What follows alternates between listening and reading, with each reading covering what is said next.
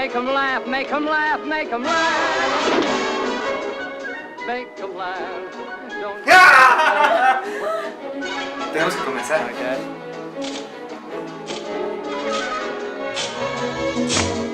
They'll be standing in lines for those old honky-tonk monkey shoes.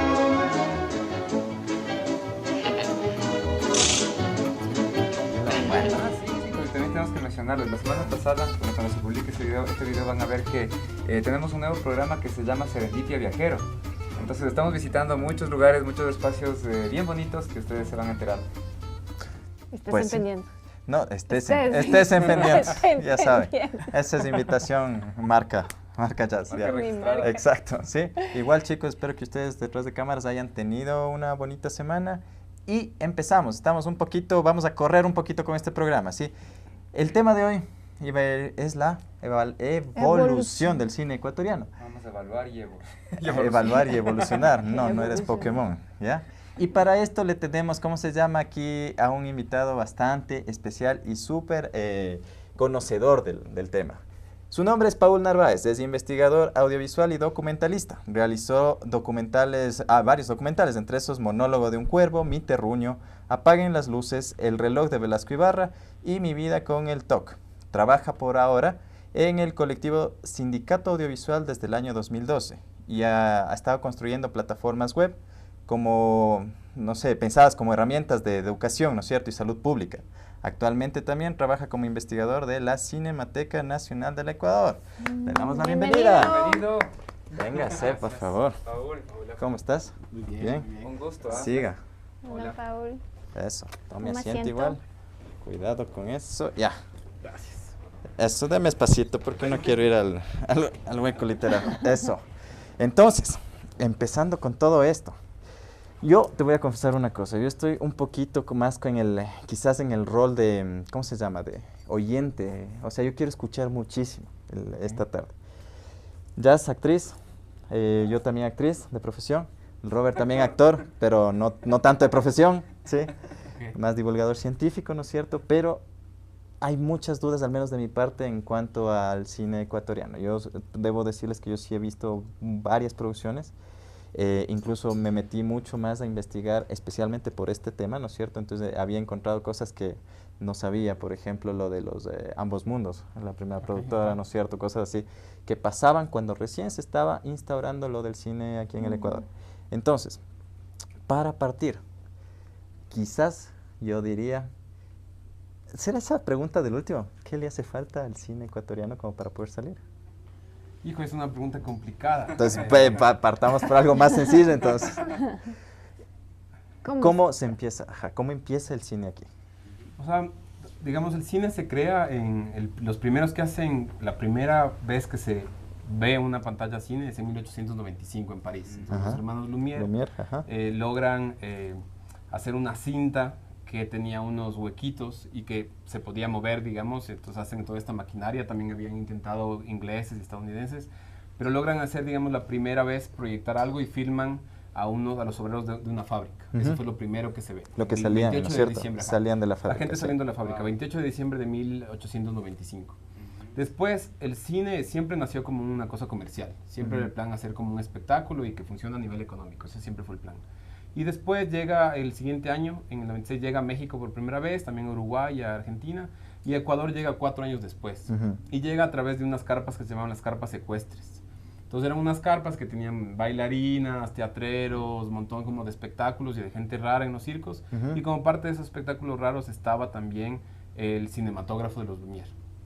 Entonces se proyectaban cosas como las bodas de la princesa ni sé qué de Inglaterra, la guerra de Manchuria, cosas que ese rato se estaban pasando, pero eran muy como de noticiero en ese tiempo.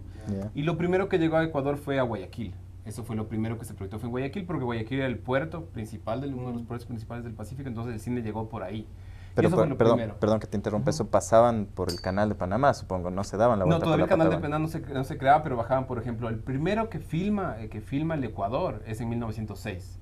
Y era un italiano que era peluquero en Guatemala y se aficionó por el cine, comenzó a a comprar equipos y él bajaba poco a poco de país en país y también iban por barco, ¿no? Entonces entraban por barco y entraban a Ecuador por barco Y ahí, digamos, entre los 1899 por primera vez se proyecta cine, pero en 1906 recién se filma el Ecuador. Ya. Y se filmó, por ejemplo, como se incendiaba Guayaquil a cada rato, se comenzó a filmar entrenamiento del cuerpo de bomberos, por ejemplo. Ajá. Entonces había un montón de eso. Entonces, y hay crónicas chéveres, digamos, de que la gente se sorprendía un montón en Guayaquil de verse reflejados igualitos. Ese era como el comentario de la prensa. Ujú. Dices, es muy extraño cómo las vistas son tan parecidas, decía lo que...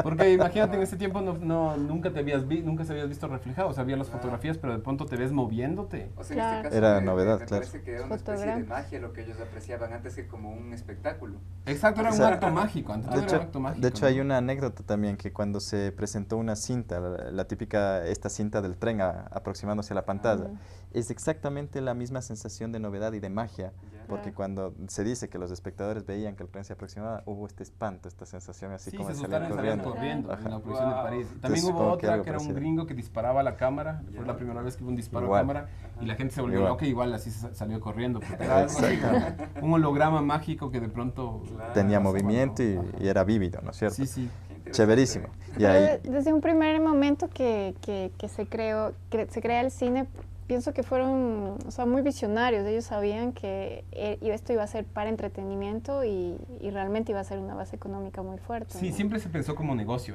Por eso hubo una bronca fuerte de patentes. Y desde el comienzo de la fotografía siempre comenzó así. Digamos, la Ujú. fotografía comienza como en 1826 y siempre era una cuestión tecnológica, porque era cómo hacemos para fijar una imagen. Porque ya había como esta cámara oscura donde vos veías Claro. reflejado el exterior en un cuarto y los pintores usaban eso, por ejemplo. ujú, Pero de pronto decían, ¿cómo hacemos para que se fije esa imagen en un pedazo de metal al comienzo? Entonces logran hacer eso. Está Talbot y están así como igual ingleses y gringos y también franceses luchando por que la tecnología se patente. ujú. Y La ciencia, Katza. era pura ciencia, pura ciencia. O sea, en realidad era eso, porque eran cosas de albuminas de plata y de cosas químicas además. Claro. Pero era Entonces, experimento también, o era sea, full experimento. Ujú. ver qué funciona, qué no funciona, como Claro. la luz, ¿cómo se llama? De la luz. En algún momento también funcionaba con celuloide, ¿no es cierto? Que era el material que constituía las películas y que era de alguna forma reaccionado con la luz. Ujú. Eso No, es lo que- no, estoy pensando de la bombilla ahorita. ¿Cómo se llama el de la bombilla? Se me fue el nombre. Edison. Edison, ya. Ajá. Entonces él, por ejemplo, decía que la resistencia, ¿no es cierto? Lo había probado de millones de 5.000 materiales distintos, me parece. Ajá. Recién a esa cantidad como que funcionó y comprobó que aguantaba todita el calor. Todito. Entonces yo me imagino que haber sido un experimento bastante parecido, o sea, probar con albuminas, no sé, con distintos Sí, materiales. es puro ensayo-error, hasta que Ajá. logran... Y bueno, y el cine también fue como mucho ensayo-error, porque al comienzo podían pasar pequeñas cintas, pero digamos lo que decía es como los Lumière lo que logran es que hacen el carrete, digamos, que son estos El reel, huequitos y sí. logran que realmente como comience a rodar. Que sea Eso secuenciado, y sí. eso, que sea Que sea secuenciado. más Sí. eficiente de alguna Sí. forma. Sí. ¿Y has visto, por ejemplo, que al comienzo, cuando ves películas viejas, ves todo súper rapidito? Es como Ajá. la gente está caminando Claro. rápido, es porque al comienzo era todo 16 cuadros por segundo. Entonces son estas cintas. Yo tengo una Adelantadas. cinta. Yo tengo aquí el carrete. No, ahora sí tengo una cinta. Pero en ese tipo creo que era el carrete, ¿no? Es el carrete. Exacto, claro. ajá. Ah, Y todo era por dentro. Entonces, miren, es esta cinta. Entonces, aquí, por ejemplo, hay 3, 6, 9, 12, 10. Aquí es un segundo, digamos. Ya. Pero en 1900, cuando comenzó el cine, era un segundo, ¿no? Qué interesante. Pero después ya se convirtió en 24, que era el movimiento como que realmente... Los dos por, Ajá. ¿cómo se llama? 2 por segundo para que te dé la mínima sensación Ajá, de exacto. ese Y esto comenzó continuidad. con un otro francés, me parece que era Chévere. francés, Muldrich, que Ujú. había toda una discusión en Estados Unidos, como 20 años antes, así por ahí, en 1870 y algo, Ujú. entonces estaban en San Francisco, me parece, entonces había como la discusión de si los caballos, cuando dejaban de pisar, cuando corrían dejaban de pisar por un momento, entonces había una gente que decía, de ley, hay un momento en que las 4 patas del caballo no están Ujú. están en el aire. Entonces decían, es imposible, de ley siempre están como pegados al suelo. Ajá. Y entonces Moodrich pone 24 cámaras, unas sábanas, un montón de sábanas, Ujú. y hace pasar un caballo. Ujú. Entonces logra hacer, pero era un experimento complicadísimo, que era que tenía que ver con el movimiento, ¿no? Ujú, ujú. Que justamente con la kinésica, que cine viene de kine, del griego Del kine, que es movimiento. como movimiento justamente, ¿no? Sí. Entonces es como, y ahí esos son los primeros intentos de cine también, como que logran hacer cuadros por segundo del caballo y dicen, sí, en realidad el caballo sí se levanta, digamos, de la... Claro. ¿Sabes, en el aire. ¿sabes a qué me Ajá. recuerda eso? Es justo la técnica que utiliza en películas como Matrix. Por ejemplo, cuando se Ajá, suspenden en el aire exacto. y varía la perspectiva de Trinity, me parece que es la de la patada, ¿no es cierto? Sí. Te toman fotografías secuenciadas, o sea, es una tras otra y eso es lo que te pasan como que fuera una sola secuencia. Eso es súper Claro, bacán. sí. Sí, pero en el Ecuador, vamos al Ecuador, vamos al Ecuador. Sí, güey. Y entonces en el Ecuador, digamos, lo que pasa es que comienza este loco del Valenti, va a Guayaquil, después sube a Quito, todavía no había el ferrocarril, sube a Quito y filma Quito también por primera vez. Y lo primero que filma es la Escuela de Arte de la Alameda, que ya no existe, pero eso es lo primero que se filma. Todo eso ya no existe, todo eso se perdió. ¿Dónde era? ¿Por el En plena Malayerba, Alameda. quizás? Es cerquita, cerquita del Malayerba. En plena Ya. Alameda había como la Escuela de Arte que creó García Moreno, entonces Ujú. Valenti filma eso y pero ya había comienza a llegar otra gente, entonces comienzan a haber competencias porque antes solo habían teatros, no habían cines, o sea, no existía como el cine como tal, entonces todo se hacía en teatros, en el Sucre o en el Variedades, así como comienzan a hacer, o en el Teatro del Mejía, por ejemplo, entonces Qué comienzan bien. a haber como broncas por dónde paso yo y dónde pasas vos, mejor el Sucre, mejor el otro, y ya comienza a haber negocio de eso, Ya. y llega, y justo lo que vos decías, Ambos Mundos, y Ambos Mundos ya instala como una productora. Ujú. Entonces era Eduardo Rivasors, que era un español, que le gustaba full la radio, y él logra hacer como una alianza con los liberales de ese tiempo. Ujú. O sea, logra hacer una alianza con Eloy Alfaro, le filman a Alfaro, hacen cosas, pero después le matan a Alfaro en 1912 y todo eso se cae, digamos, esos acuerdos se caen. Ya. Y después retoman otra vez con Plaza, que vienen estos gobiernos plutocráticos, que es como esta alianza entre la banca y el Estado. Ujú, ujú. Entonces, y hay esas alianzas y se firma un montón, del 10 al 20 y algo, se firma un montón. Ambos mundos firman un montón, pero todo eso también desapareció. Puede ser ahí lo que se habla de Augusto San Miguel, lo del Tesoro de Atahualpa. Eso es un poquito después, digamos. Augusto San Miguel entra después, digamos, en 1924 él hace la primera ficción Ya. ecuatoriana que se llama El Tesoro de Atahualpa. Pero, o sea, lo que se perdió antes fue puro documental, entonces. Exacto, sí, muchos registros, sí, sí. La primera Ya. ficción, digamos, la primera narrativa cinematográfica como tal, la hace San Miguel y él tenía 19 años. Era un teatrero, sí, era un huevito guayaquileño que decían que era alto, así como blanco. Y el papá tenía se plata? muere, sí, el papá se muere y le deja un montón de plata. Y a San Miguel lo que le gustaba es un montón, como el teatro, el cine y el trago. Entonces ese era su plan. Entonces, hay gente así. Ya, no. Entonces, Allá él, no entiendo. entonces ese man logra hacer la primera película y hace 6 películas con la plata del papá básicamente. Entonces ahí está Belina Macías, por ejemplo, que era la primera mujer que hizo cine, la primera actriz ecuatoriana que hizo cine, que le tocó cambiarse de nombre. Y en Porque este era caso, como... pero, o sea, con las producciones que él hizo, ¿pudo tener retribución económica o solo las hizo porque tenía plata? Y... No, sí, él estrenó en Quito, estrenó en Guayaquil, ponte el Tesoro de Atahualpa, a él le interesaba, él era como socialista, comunista, Augusto San Miguel, tenía todas esas ideas que ya llegaron un montón en Ecuador. Entonces, desde ahí él hizo un montón de cosas como anti-gobierno, digamos, y por eso no le querían mucho. Hizo un montón de esas cosas. Hizo 3 documentales y 3 ficciones.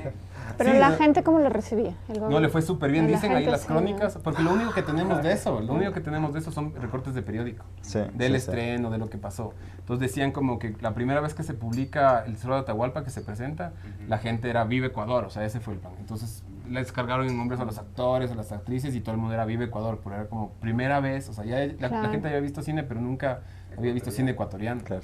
Entonces fue como súper importante para la historia, digamos, de la gente de ese tiempo, ¿no?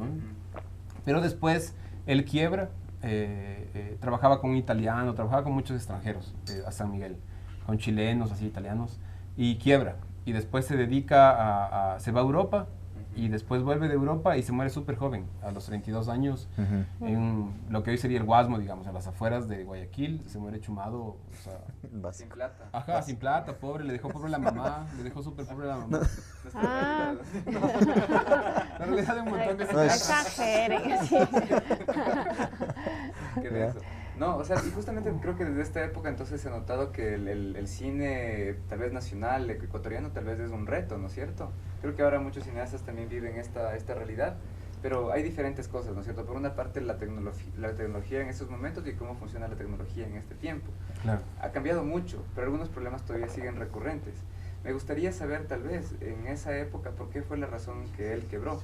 Tal vez fue malas impresiones o mala recepción del público o del Estado. No sé. O sea, digamos, hay un documental que se llama Augusto San Miguel ha muerto ayer, de Javier Izquierdo, que es Javier Izquierdo lo que dice es, hay el mito de que Augusto San Miguel se enterró con sus latas. Y después dicen, no, en realidad quien se enterró con las latas fue la mamá de San Miguel. Entonces él desentierra, digamos, la tumba de la mamá de San Miguel y no encuentra nada, como que ya todo se fue. Pero lo que dicen es que no logró, digamos, que sea un negocio, que él no logró que sea un negocio, no funcionó, no le funcionó como negocio. Hizo 6 películas y hubo mucha...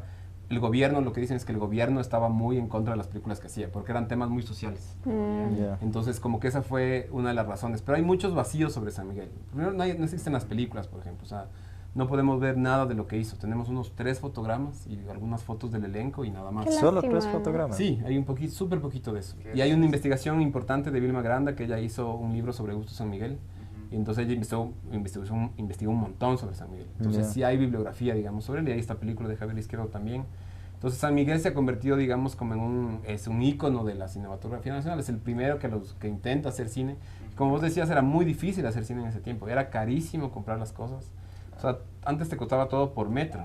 O sea, vos querías filmar, qué sé yo, 20 minutos y tenías 20 minutos, o sea, como tenías una cantidad de metros, todo se medía por metros. La publicidad dice, por ejemplo, 7.000 metros de cine nacional. Ajá. Entonces era muy, muy caro. Y eso pasó hasta los 80. O sea, todavía sigue siendo en fílmico, pero la digitalización sí cambió todo a nivel costos, ¿no? O sea, Claro. ahorita nosotros se puede hacer una película con un celular. Claro. Entonces, yo recién vi una película mexicana, por ejemplo, que fue hecha con un celular, un largometraje de ficción hecho con celular, con buenos actores. Imagino que Uno de Medio alta gama, decente. capaz. Realmente, no sé, con cuál- De ley uno de alta Uno gama. bueno, sí, uno Claro. bueno, de ley uno bueno de los buenos, pero ya se puede hacer. Con un buen sonido y eso ya se puede hacer, pero antes era muy, muy difícil. Digamos que pionero entonces, ¿no es Sí. cierto? Establece como las bases, no sé si las reglas, pero sí al menos las bases. El camino como para decir, aquí podemos caer varios profesionales. Podemos empezar a cimentar, ¿no es cierto?, más cosas, construir, digamos, una realidad a través del lente de una cámara. Entonces, a partir de Augusto San Miguel, ¿qué otros resaltan en toda esa historia? O sea, ¿cómo empieza todo esto a surgir, esta idea de dedicarme a hacer cine para vivir? Tú verás, ahí en los 20, de lo poco que hay, que existe en Ecuador de fílmico de ese tiempo, es un noticiero que se llama el Noticiero Caña Film. Con Alfonso Espinosa. No, todavía no le contrataron. Pero no. Todavía no. Estaba el Noticiero Caña, que era como de Isidro Ayora, era puro Isidro Ayora, el presidente Isidro Ayora ahí. Y ese es un archivo fantástico, así que dura como 25 minutos, unos 30 minutos. Y eso es lo que tenemos. Y recién se encontró hace un año en París otro noticiero de ambos mundos que se creía desaparecido, que es Las Fiestas del Centenario. Hecho aquí. Sí, que sale Tamayo, el presidente Tamayo, que fue el presidente que estuvo en el asesinato de las cruces sobre el agua. Bueno eso. Pero es Pues hay cosas- footage del presidente, o sea, Exacto, a se él. le ve a él. Entonces, o sea, fue fantástico porque es la primera vez que se veía a Tamayo moviéndose. Claro, Siempre claro. estaba en fotos. Entonces, eso hubo, digamos. Y después, en los 30, hubo otra película que se llama Guayaquil de mis amores, que hay un cineasta que era de Umenyo y otro que se llama Santana, que eran extranjeros. El uno creo que es argentino y el otro era chileno, me parece. Ya. Entonces, ellos comienzan a hacer cine. Eso también se desapareció. Pero en los 30 y 40 se filmó poquísimo, hasta que viene Blomberg. Entonces, mucho de la cinematografía nacional está también hecho por extranjeros que venían, tenían los fondos y la pasión y lo hacían. Ujú. Pero hubo, por ejemplo, uno que es vital, es Blomberg, por ejemplo, que es este sueco que vino a filmar muchísimo. Y 30 y 40 lo que tenemos es Blomberg, Santana y otro más, digamos así. Pero en ese sentido, ¿qué era puro serendipia lo que llegaban a filmar aquí o era más por algún interés? O sea, porque ya conocían algo del país, qué sé yo, locaciones o... Era gente que se quedaba. Les gustaba el país Ajá, mismo ajá. Sí, para era gente para como que se iba locación. quedando y veía también como un negocio. Entonces siempre iba por ahí la cosa. Ya, siempre. ya. Pero por ejemplo, Blomberg era un investigador. Él Ujú. sí vino, la televisión sueca le mandó a hacer un documental sobre Galápagos y sobre Darwin y Galápagos. Eso es lo primero que hizo. Él se enamoró del país y se enamoró de Araceli Hilbert, que era una pintora. Una tortuga iba a decir ya. Y entonces se quedó, se fue quedando y hizo cosas increíbles también. Hay un documental buenazo interesante sobre él que es El secreto de la luz de Rafael Barriga. Ese sí me suena. Que sí, también sí, sí, hay sí. un documental interactivo chévere Sí, que señor. pueden ver, digamos, elsecretodelaluz.com me parece que es, y que habla mucho de Blomberg. Ese no está en la página de la Cinemateca, me parece. Hay hay una película Algunos. de la Cinemateca. Sí, había como 200 películas de ahí Sí. disponibles con gratuidad para el público. Entonces, necesitas solo crear el usuario yendo a la cinemateca, me No, parece.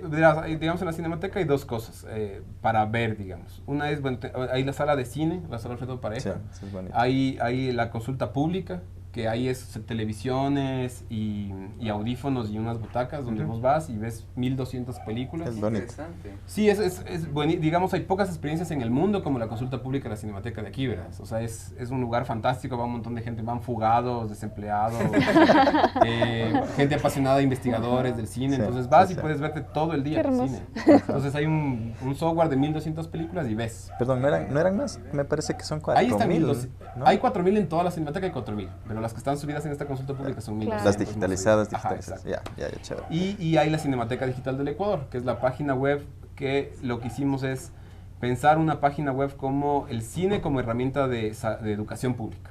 Ese era el Ya, plan. O sea, ya. ¿cómo hacemos para hablar del cine nacional y también hablar de la historia del Ecuador, de la historia del mundo, de la historia del cine? Ujú. Entonces ese fue el plan. Entonces es un software que es una línea de tiempo donde dice, por ejemplo, se estaba filmando El Tesoro de Atahualpa, ¿qué pasaba con el cine gringo y con el cine europeo, por ejemplo, mientras estábamos haciendo El Tesoro de Atahualpa? Ya. O qué pasaba también en el país. Entonces es una herramienta como que les puede servir a profesores o investigadores a contextualizar. Entonces nosotros ahorita estamos con un equipo de investigación de estudiantes trabajando en eso, para que siempre se estén haciendo investigaciones sobre el cine nacional, porque ahorita nosotros hicimos una fuerte investigación del primer cine silente, del cine mudo, Ujú. pero hay un montón de vacíos de los 30s y 40s, como les decía, se sabe muy poco. Ya. No se ha hecho muchas investigaciones, entonces estamos justo trabajando en eso. Ya, chéverísimo. Pero hasta ese momento era contar historias reales, ¿no? La vida de personajes de esa época. ¿Cuándo se da este salto a la ficción acá en el El país? tesoro de Atahualpa. Sí, con el, ¿no? digamos, Con el el Tesoro de cambio, Atahualpa. digamos, el primer ficción es el Tesoro de Atahualpa. Y después vienen, se hacen pocas cosas en los 30s, que es esto que decía que había una que se llamaba Guayaquil de mis amores, que se hace a partir de una canción, que es esta Guayaquil de mis amores, que era el dúo Safadi, me parece que era el dúo Safadi, que se fueron a grabar a Estados Unidos, graban y vuelven, y entonces era el cine mudo, pero tocado con música en vivo. Entonces eran pasillos y cine.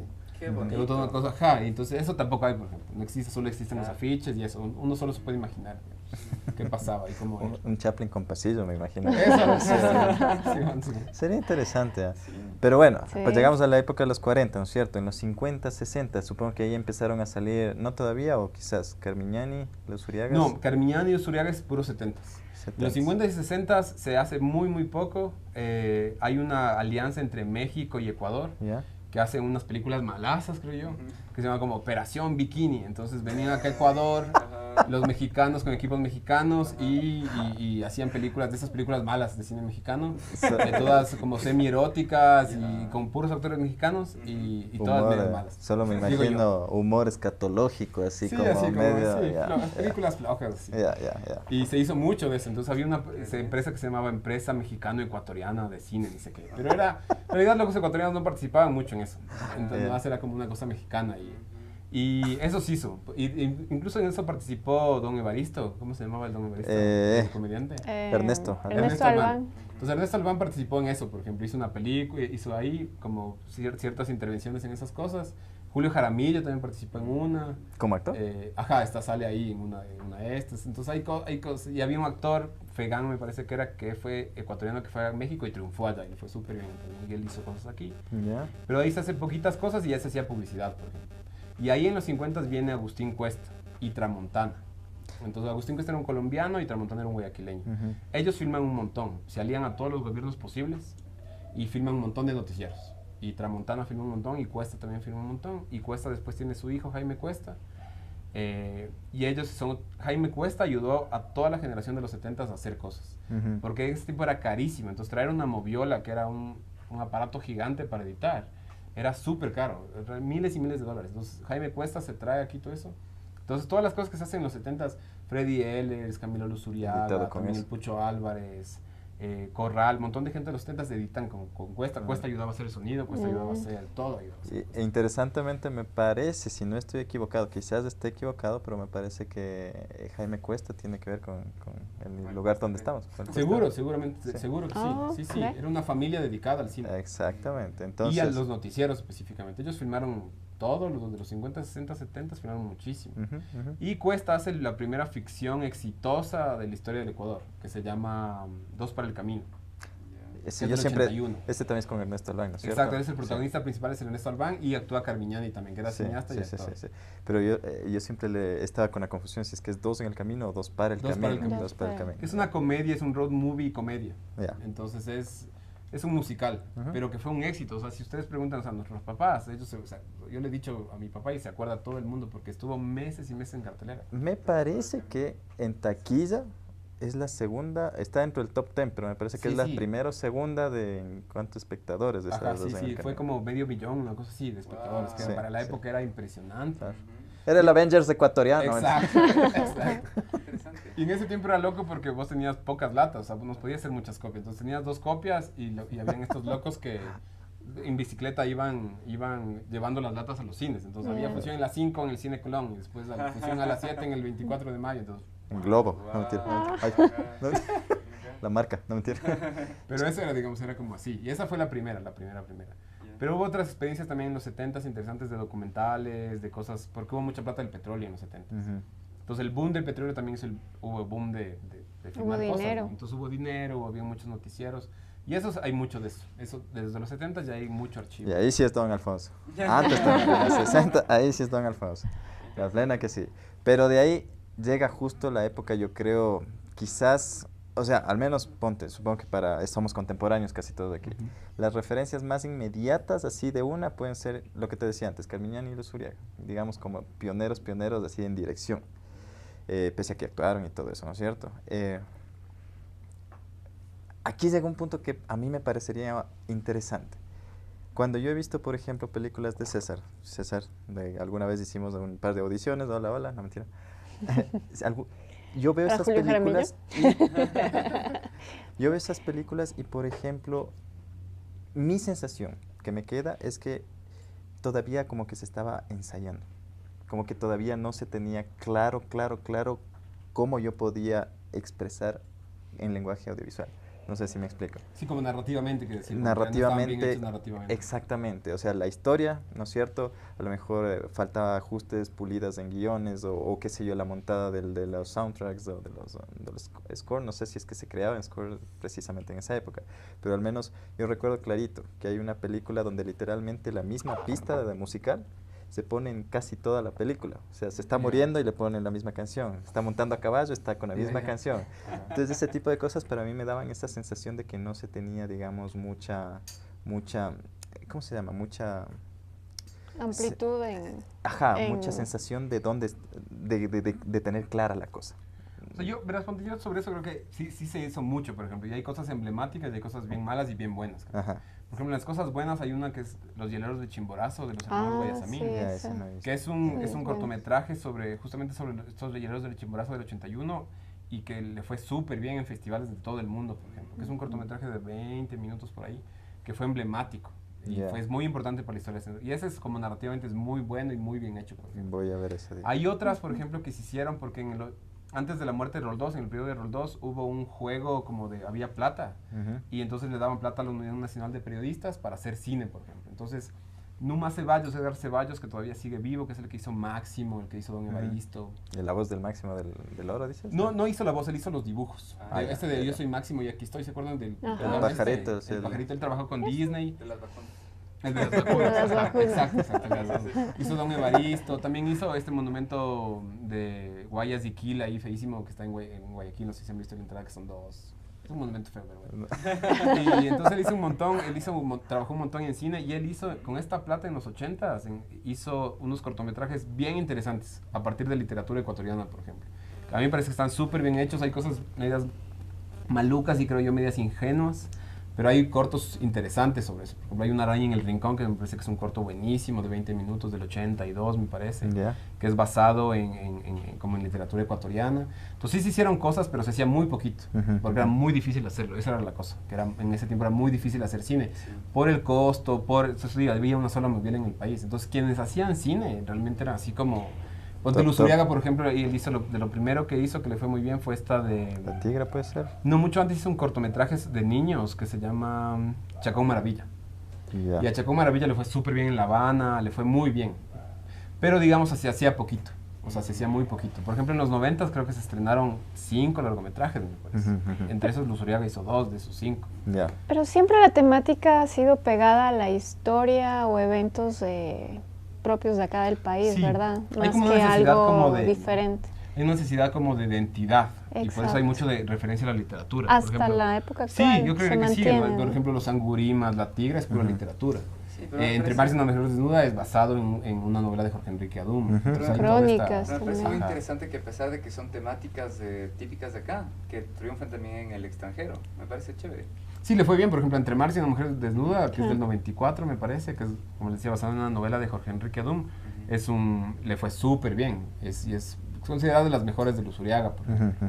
Entonces, pero se hizo poquito, o sea, eso. En los 90 se hicieron 5, me parece. Y después ya viene el cambio, el super cambio a partir de Ratas y Ratones y Rateros, ¿no? Que eso fue como ya el antes y el después, creería yo, de esta Algo época de más cine popular, ecuatoriano. tal vez. Y también le fue bien, digamos, le fue súper bien a nivel de festivales y... Esa fue, perdón, la primera de Cordero, me Sí, parece, ¿no él es tenía cierto? 24, 25 Sí, sí. años cuando ¿En hizo esa serio? película. Claro. Interesante. Sí, sí, sí. Y era una generación de puros jóvenes, o sea, recién fui a ver la proyección de 35 milímetros de Sí, Ratas, Ratones y Rateros y estaba la productora y decía, sacamos el promedio de todos los que trabajaron y el promedio era de 25 años de todos los que hicieron la película. Wow. Eran Sí. puros jóvenes entusiastas haciendo en 35 milímetros, haciendo con una cámara de 35 milímetros cine de verdad, digamos, o sea, con todos los juguetes, ¿no? Entonces no me acuerdo, Nagram, es una cosa de sonido, así como, o sea, con sonido de verdad, o sea, con todos los juguetes. digamos, ¿no? Profesional, Exacto, digamos, súper ya. profesional y con un guión muy poderoso. Ujú. O sea, hay unas escenas emblemáticas de ratas, ¿no? Me acuerdo cuando era guagua y vi ratas, me acuerdo que dieron, Freddy Ehlers hizo un programa de cómo se está haciendo Ratas, Ratones y Rateros. Y uno veía ahí eso y yo me entusiasmé un montón porque era como, ahí estamos, ¿no? Claro. Entonces está el quiteño, está el guayaco, era como, Claro. también algo Te era muy identificas. nuestro, ¿no? Sí. También. Eso sí. Creo que por eso también funcionó muy bien con el público, sí. Claro. Y en tiempo de crisis además fue justo la transición, ¿no? Exactamente. O sea, fue Eso justo sí. dolarización y el relajo y justo era como, la película está en crisis y nosotros estamos en crisis, entonces ahí estamos nosotros. Eso ¿Y sí. cómo le ves tú el cine ahora? ¿Y qué proyección? Sí, esa pregunta se complementa Por con la tiempo, que le por hice al tiempo. inicio. Por sí, tiempo es había cierto. que saltar de cabeza. Sí. O sea, yo creo que vamos rapidísimo y yo creo que esa pregunta sería como el éxtasis, ¿no? El Ajá. éxtasis, el clímax de todo. de Para toda una la segunda entrevista. parte, para variar. Sí, otra segunda parte. O sea, 2000 empieza a haber una gran cantidad de realizadores, empiezan a crecer muchísimo. Empieza a salir, qué sé yo, Viviana, la hermana, Exacto. Tania, tal vez, Tania Hermida, Tito, Mateo Jara, Herrera Mateo también, Herrera. él comienza a hacer películas a partir de Ratas, Ratones y Rateros. Él fue el editor de Ratas y comienza a hacer películas de bajo presupuesto, por ejemplo. Ajá, Sí, ajá. súper bajo presupuesto. Entonces ahí el Iván Mora también comienza a hacer cortometrajes. Ujú. Toda esta generación, digamos, de nuevos cineastas, que también es una generación como de los de Cuba, que estudiaron en la escuela de baños de Cuba. Ujú. En los 90, por ejemplo, está Carlos Naranjo, está el Fernando Mieles, que ha hecho unas peliculazas. Entonces ellos estuvieron en Cuba. La Tania Hermida también estudió en Cuba. Entonces esa profesionalización de los 90 rebota en los 2000. Ya. Y digamos, la profesionalización dentro de Ratas, todo el equipo de Ratas, todos terminan haciendo cine también. Entonces hay como un colectivo, eso es lo que pasó, lo que cuentan que pasó es como un colectivo y un entusiasmo así como bestial y se comienza a hacer películas. Ujú. Y después viene Hermida y a Hermida le va súper bien, logró como 250,000 espectadores, algo así, 200,000. Ujú. Sí. Y fue como, eso había pasado muy pocas veces. Entonces, ¿Con qué te En lejos? el... ajá, con Ajá. qué tan lejos, Tan le fue lejos. súper bien a qué tan lejos. Y también ahí La comienza a de ver como una los especie de boom niños. ecuatoriano y la gente se entusiasma. Pero después hay un bajón, creo yo. Después de eso hay como un bajón, que lo que pasa es que la gente se comienza a alejar del cine ecuatoriano. Me parece a mí porque, me acuerdo que vi un comentario chistoso que decía como, ¿por qué siempre hay haciendas en todas las películas ecuatorianas? Era un foro en la central y no me acuerdo qué película estaban presentando, pero aparecía una hacienda. Ya. Entonces, un guagua de la central, así un estudiante dice, oye, ¿y por qué hay tanta? ¿Por qué siempre está la hacienda en todo el cine ecuatoriano? Y la productora respondió cualquier cosa. Ya. Pero a mí me pareció una pregunta como importante porque era, sí, ¿no? ¿Por qué siempre hay haciendas? ¿Por qué? Y creo que tiene que ver con O quién... temáticas Sí, igual. con quién puede hacer cine todavía. Sí, sí, ¿Quiénes sí. podemos? ¿Quiénes pueden hacer cine? ¿No? Que está ligado, que no es un problema de Ecuador, digamos. O sea, el cine siempre se ha hecho desde las élites. O sea, es como las élites contando, ¿no? Claro que había unos movimientos increíbles del tercer cine, otra gente haciendo cosas políticos desde... Cine de pocos guerrilla. exacto, de pocos recursos. Que ese es un temazo, por ejemplo, que le denominaron Ecuador bajo tierra. Ujú, ujú. Que este cine ¿cómo se llaman estos de los manabas? Cine chonero. Cine Chonero, es... Entonces está, ahí hay un montón, Eso vi también hay un por montón. cortometraje. Pero que también tienen la misma temática, ¿no? El cine chonero. Sí, sí, digamos que ellos son como Manejan. es una especie de western, acción y disparos y destrucción y también un cine cristiano también, hay un cine cristiano. que- también. Todo en la misma película, ¿no? Sí, ajá. Y Pollito 1, Pollito 2. Claro. Hay un gran documental de Alviar, de Miguel Alviar, que se llama Más allá del mall, Ya. que justamente él hace un análisis buenísimo, es una película chistosísima que habla justamente de este cine. Yeah. Porque él hace Black Mama, que es esta película toda experimental, rara, y le va súper mal.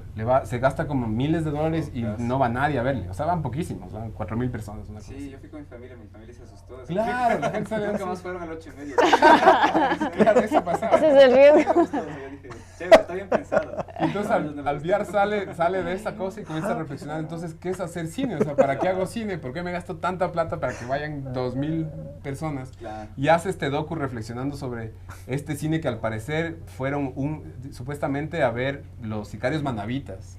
Fueron a ver como 1 millón, se vendieron 1,5 millones de copias, Wow. de dólar en dólar. Qué denso. Entonces él dice que es ese cine de la floresta, blanco, mestizo, aniñado, y el cine de verdad, que se está dando en Chon, en las provincias y eso. Entonces, ese es un cine que nosotros, digamos, los blancomestizos, no estamos cerca, pero que ese es el cine en realidad que está moviéndose. Claro. Wow. O Pero- sea, digamos, las otras películas lo ve muy poca gente. Pero, por ejemplo, el que tuvo éxito, ¿será porque es más regional y tuvo éxito en ese sector del país? Porque no creo que fue a nivel nacional, sino más regional, Sí, en ciertos ¿verdad? sectores, pero por Ajá. ejemplo, Pollito, eso, O que eso se se ve en sientan- todo lado, por ejemplo. Que tal vez hay una identificación también de historias. Yo creo que sí tiene que ver en justamente ese con medio, identidad, ¿no? Digamos, es como Sí, verte, sí. lo que nos pasó con Ratas tal vez, pero digamos en Chone, por ejemplo, en Manabí o en Puerto Viejo. Que acá en Quito, por ejemplo, esas historias no las vemos. Pero tan Ajá, exacto, cercanas, sí, ¿no? sí, no. Eso es clave, ¿verdad? Justamente son historias con las que la gente, la mayor parte de gente se identifica, pero que tal vez nosotros no conocemos, o que tal vez las personas que están haciendo cine actualmente no les conocen. Por ejemplo, yo he escuchado en un documental también que se hacían o se pasaban igual como películas piratas, o sea, a través de todos estos estas tienditas donde venden las películas. También cine ecuatoriano entre comillas, en el que por ejemplo se hacía con bajo presupuesto y habían tipo historias de artes marciales que la gente compraba mucho. Exacto. Ajá, y que se hacían con gente de acá. Era bien interesante. Era muy loco porque, por ejemplo, ellos iban en carritos vendiéndola, anunciando que iba a haber en el cine. Ya. Entonces iban con estos carritos, esos triciclos. Al lado los cocos y al lado las películas. Y iban anunciando, les iban anunciando que iba a ver la película y ahí vendían las entradas de ellos mismos, alquilaban el cine ellos mismos. Era como todo un circuito interno. Wow. Porque sabían que después se iba a piratear y que a ellos no les iba a llegar nada. Y efectivamente no les llega, ninguno de ellos se ha hecho rico. Y otra forma de hacer cine era que te pagan, vos pagas por salir en la película. Entonces, si pagas más plata, salías más tiempo. Entonces de eso dependía en qué momento de la película te mataban, por ejemplo. Qué interesante. Entonces era como todo un circuito de economía y cine. Entonces, Pero en ese caso, por ejemplo, situación de guión, por ejemplo, era difícil conseguirlo. O sea, yo lo que te decía al inicio, yo sí, narrativamente a mí también me parecen buenas, digamos, a mí no me gustan. Ajá. Pero la gente, la mayoría de gente ve eso, digamos, ¿no?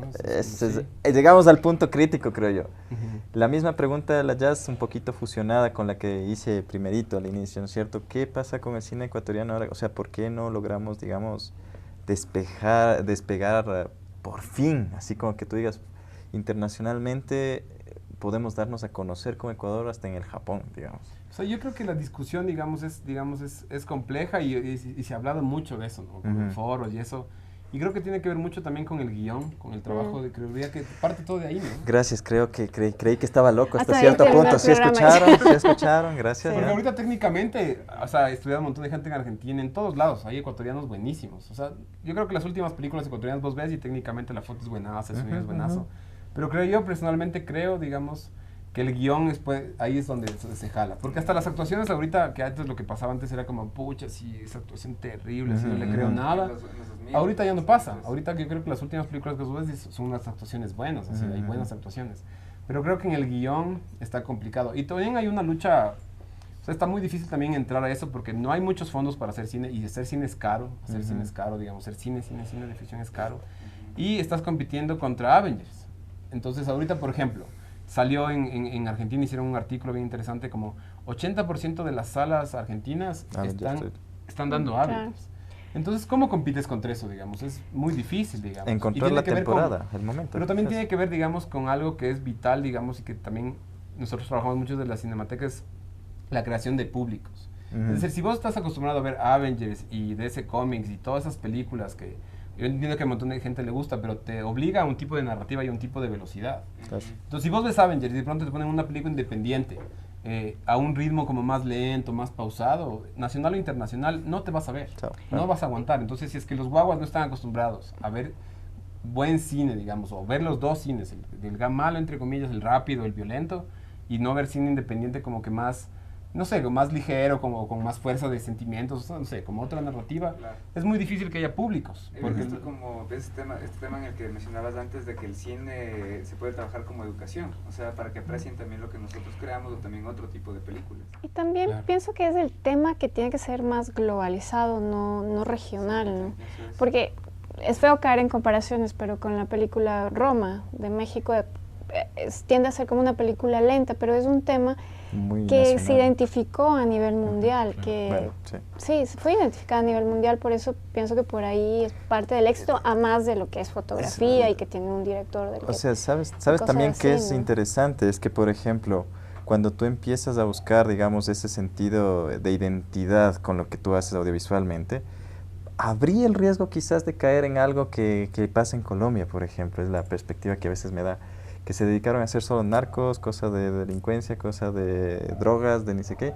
Todas las series, bueno, muchas ya, por no decir mayoría ni minoría, pero gran cantidad de esas, las que se suben a Netflix, por ejemplo, tiene que ver algo con la droga. Entonces, para mí, podría incluso haber como especie de riesgo quizás en el hecho de resaltar solo las cosas nacionales. O sea, por eso es que también voy contigo, eso de globalizar el hecho. Por ejemplo, hablar sobre, qué sé yo, el autismo o los hikikomori que pasa en Japón, que son estos adolescentes que se encierran en su habitación y no quieren ver a nadie más en el mundo, no quieren socializar. Es un fenómeno mundial, es un comportamiento de un ser humano. Entonces eso podría reconocerse un japonés, uno de Siberia, de Estonia, de donde quieras. No sé si me explico. O sea, en algunos casos pensaría que tal vez esto de las particularidades de un sector, cuando tú haces cine de eso y le intentas comunicar al resto del mundo, tal vez sí funciona porque es demasiado diferente a tu cotidianidad. Ujú. Pero también pienso A veces que, sí. ajá, Ajá. pero pienso que si es que te Pero no metes en siempre. temas en los que tal vez la gente no entiende mucho sus comportamientos y no se identifica tampoco, entonces caen en el riesgo de que no mucha gente lo vea. Entonces, en ese caso, tal vez crearías un cine un poco más regional, como dice la jazz. Ahí yo diría que la clave estaría justo en entender la estructura de cómo construir una historia. O sea, yo creo que, digamos, ahí podemos caer como en un tema como chauvinista de hacer cine ecuatoriano. Yo digo que más que hacer cine ecuatoriano, creo que es cómo hacemos buenas historias. Exacto, ¿Cómo gracias. hacemos buenas historias? Me retiro, no mentira. Se acabó. Exacto, ajá.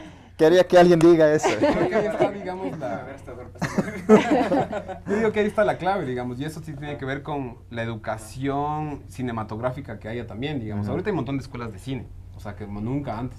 Entonces está la UARTES ahí en Cuenca 1, Ujú, está en el ujú. cine, está la UDLA, la San Pancho, hay un Está montón. el COES. Ahí está el COES TV. ya. Entonces hay un montón de institutos, un montón de universidades haciendo. Pero digamos, la cosa es qué tan buenas historias podemos contar. Exactamente. Y eso tiene que ver también con la gente, o sea, digamos, si no leemos literatura, nunca vamos a escribir un buen guión. O sea, eso yo creo que es así como está junto De con cajón. pegado, como Sí, eso. que no sí. sea algo muy superficial o la repetición de algo, ¿no? Porque a veces por ahí también es que uno va y dice, pero esto lo vi ya en otro episodio repetido, ¿no? Yo les cuento así súper rapidito lo que me pasó una vez yendo al cine. No voy a decir el nombre de la película para no herir susceptibilidades, pero era una película nacional. Y Eve, nomás es el problema que la gente no dice. ¿Quieres que lo La diga? verdad. esa crítica. Ya, ok, lo voy a decir. Era la película La Llamada, se llama. Ah, ¿sí contigo. la has visto? Sí, Sí, los dos contigo. fuimos. Ya, nos vamos a ver la peli. Ajá. Supuestamente nos sentábamos así, todo bien. Pasaba 20 minutos, pasaba media hora, pasaba 45 minutos y ya... No llegaba la llamada. Ya, y al final de la película, yo a veces sí suelo ser muy así como muy quisquilloso, muy meticuloso con esto de las historias, saber contar una historia. Entonces, y al final, yo estaba con una sensación de haber perdido 2 horas de mi vida, y esa es una de las peores sensaciones que puedes tener cuando vas a ver cine. Entonces, yo con esa sensación le regresé a ver a Jazz, también le vi con una sensación igual. Entonces dijimos, bueno, ya no somos locos, o sea. Y lo interesante fue que justo la persona que estaba sentada enfrente de nosotros, le escuchamos que dijo algo como, he perdido 2 horas de mi vida. Se Ya levantó reclama. bravísimo. Y eso que no se sale, hay mucha gente que sale a mitad de la película, claro. ¿no? Entonces, bueno, yo creo que quedaría eso como tema de segunda parte. Creo que acortamos un poquito el programa por, bueno, problemas técnicos para variar, ya saben. Esa es nuestra marca, nuestro sello. Ojalá que no sea así. Exacto, estamos tratando de que no sea así siempre, sí. Ajá.